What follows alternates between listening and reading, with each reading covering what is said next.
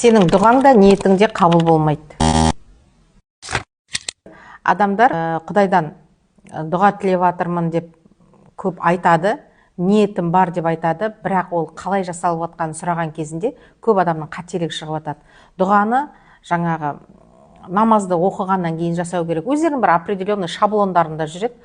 Сен Құдаймен сөйлесуіңе, Құдайдан ниет қылуыңа ол ештеменің қажеті жоқ екенін біздер айтып түсіндіргеннен кейін олар түсініп жатады. Мысалға, я Аллам, маған денсаулық бере көр, маған бақыт бере көр, басқа бере көр дегенде жүреді. Бере көрдің өзі детский позициядағы жүрген баланың ісі. Маған бер, саған не қайырлы екенін ол бір Құдайдан басқа ешкім білмейді. Мысалға, мен қазір сұрап тұрған жұмысым маған қайырсыз болғанда, ол Құдай маған ол жерге кіргіздірмейді да. Мен маған бере көр, осы жұмысты бере көр, осы жұмысты бере көр деп басқа нәрсені көрмеймін. Тек сол бір нәрсеге жабысып алып, соны Құдайдан күнімен түнімен сұрап жатырмын, ниет қылып жатырмын деп ойлаймын. Ал шын мәнінде оның жасайтын өзінің тәсілдері бар.